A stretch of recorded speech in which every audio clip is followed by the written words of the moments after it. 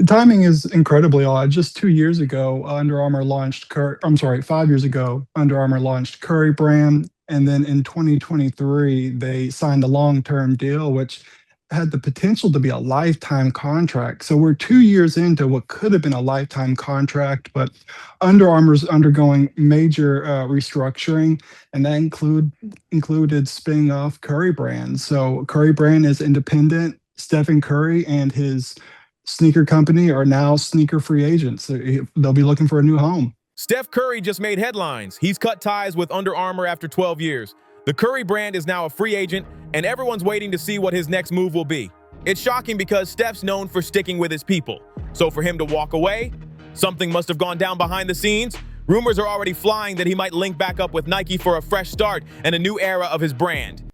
I don't even know what they look like, and I don't know if Under Armour has other basketball shoes. Did his shoes catch on? Mixed results. So this is the latest shoe he's wearing right now, the Curry Series 7. We're still waiting on the Curry 13, which will be his final signature shoe as part of a collaboration with Under Armour. Here's the twist. Steph used to be with Nike, but when it came time for a new deal, Nike dropped the ball big time. During a meeting, Nico Harrison included, they mixed up his name and even showed a Kevin Durant slide during his pitch. Total disrespect. After that, Steph went to his dad, Del Curry, who told him, "Go where they respect your worth." That's when Under Armour stepped up, giving him full star treatment. It looked like the perfect move until it wasn't. See, Nike still runs the game.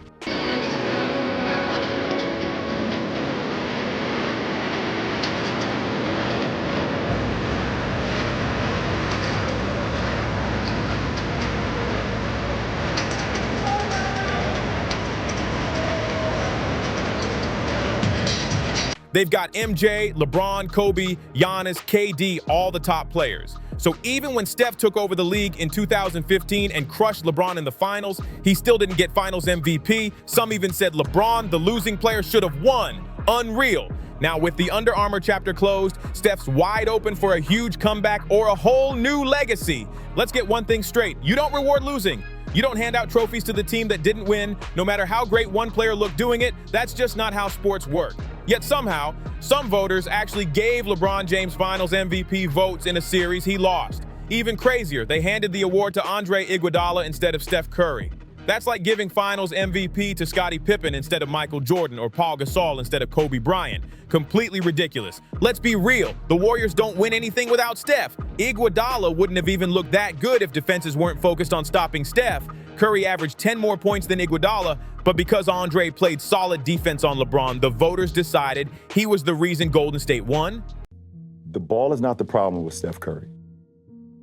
He's the fucking problem. Steph is most dangerous when he doesn't have the ball, which is not, it's not many guys all time in our league that's most dangerous without the ball. Meanwhile, some of those same voters also thought LeBron should have won for being too good. Which one is it? Either Iggy shut him down or LeBron dominated. You can't have both. And the excuse that Steph had a bad game against Matthew Dellavedova?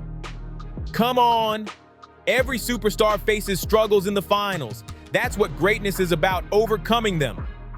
The Cavs went up 2-1, but Steph adjusted, came back strong, and took over. He dropped 37 on Dellavedova's head, tied the series, and then finished the job, winning the finals while leading his team in scoring by a mile.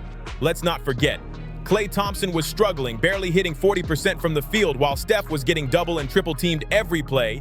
Steph Curry is the greatest shooter God has ever created. Even with all that pressure, he carried the Warriors to the title, yet somehow he didn't get the credit he earned. Absolutely wild. Steph Curry was carrying that Warriors team on his back. He was the entire offense, the spark, the heartbeat, everything. So for him not to win Finals MVP, that was a straight up hit to his legacy.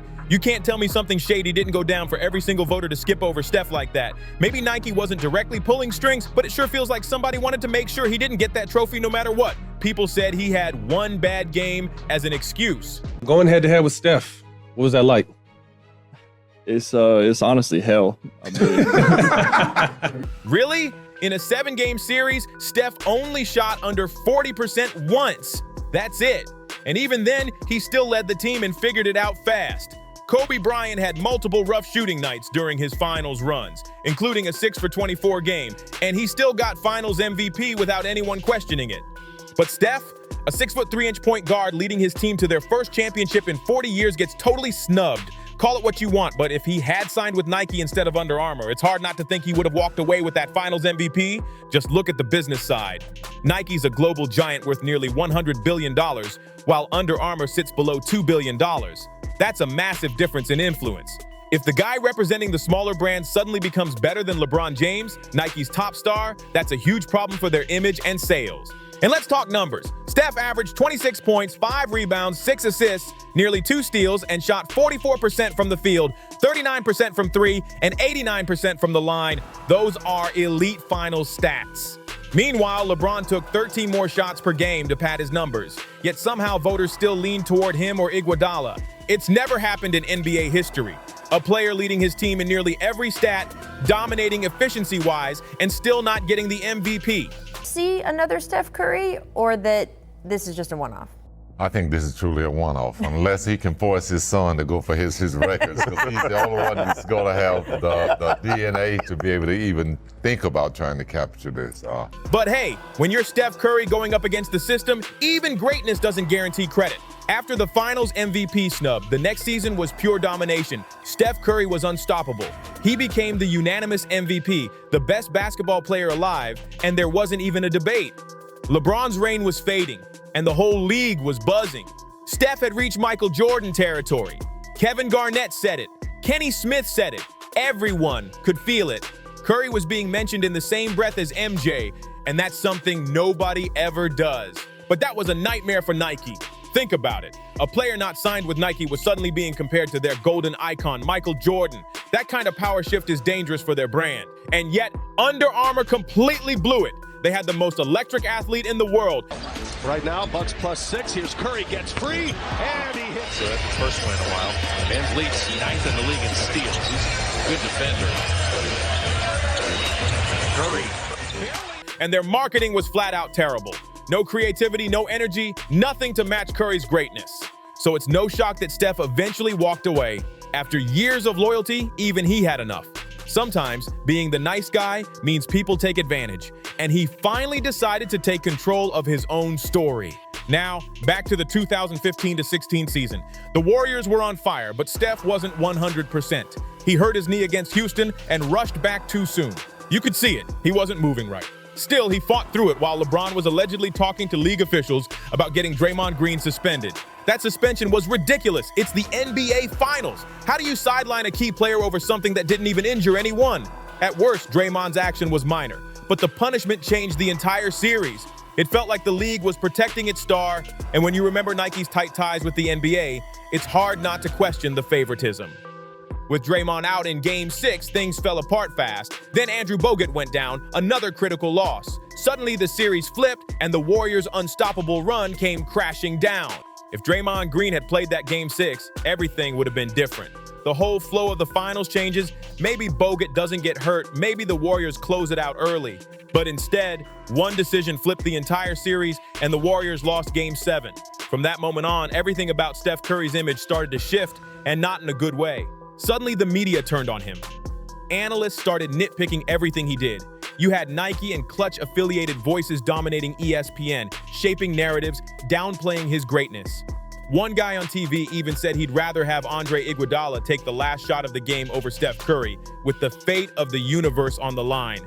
Seriously.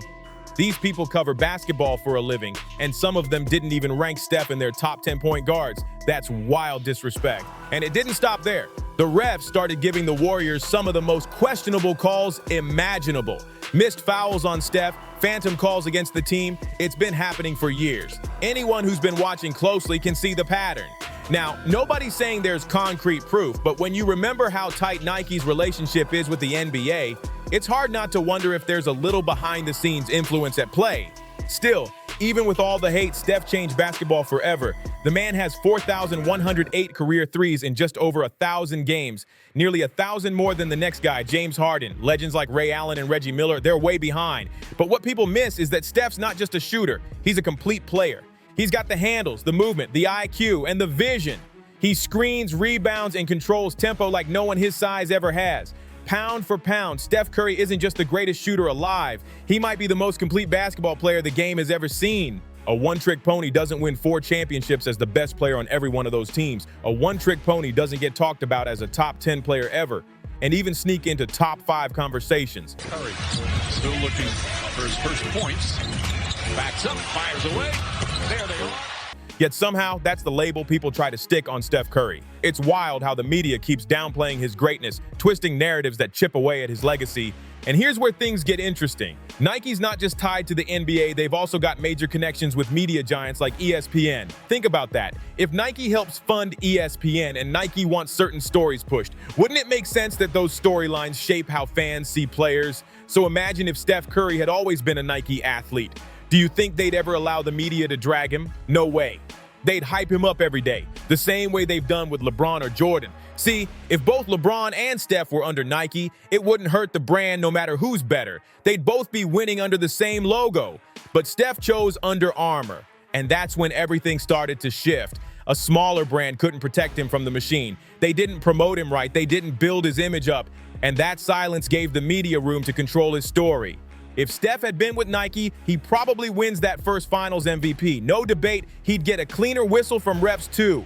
This treatment he gets, it's not random, it's targeted. Sure, other non-Nike players exist, but they're not even close to his level. The league doesn't see them as threats to its biggest stars, so they're not treated the same way. Steph Curry's the only player in modern basketball who's legitimately rivaled LeBron and drawn comparisons to Michael Jordan.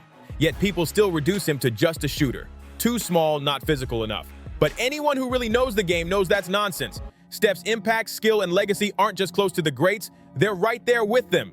There's a reason Steph Curry is in the all-time top 10 talks, and Kevin Durant isn't, even though KD snagged 2 Finals MVPs over him. Steph's impact runs deeper than stats or trophies. Honestly, it's hard not to believe that history would have looked very different if Steph had been with Nike all along. He might have 5 rings by now. Maybe the Warriors wouldn't have lost that 2016 Finals if he had that Nike backing behind him. Sure, it's just theory, but it makes a lot of sense when you really think about it. Now, the big question, where does Steph go next? Will he link up with another brand, or could it actually be Nike this time? If that happens, just watch how fast the media tone flips. Suddenly, the same people who once called him just a shooter will start calling him one of the greatest players ever. That's how influence works. The media shapes public opinion, and when the money and power shift, so does the narrative. If Steph and Nike finally team up, the whole conversation around his legacy could change forever. The Curry brand could grow into something massive long after he retires, and maybe, finally, people will recognize him for the complete player he is. Because calling him just the greatest shooter ever, that's underselling everything he's done. It's a label that's boxed him in for years, and it's about time that changes. Once people realize how much that narrative has been controlled, they'll start to see Steph differently. Not just as a sharpshooter, but as one of the greatest basketball players of all time. Steph never asked to go to war with Nike, but his greatness forced it to happen. Neither side saw it coming, but maybe, just maybe, it's not too late for them to finally join forces and rewrite the story together. Steph Curry's whole journey with Nike, Under Armour, and the media, it's like watching history unfold in real time. But what do you think about it all? Do you believe the narrative would have been different if Steph had stayed with Nike, or is he better off carving his own lane? I really want to hear your take in the comments below. Don't hold back. Thanks so much for watching and for being part of the Ball Stories family. If you enjoyed this deep dive, make sure to like, share, and subscribe so you don't miss what's coming next. See you in the next one.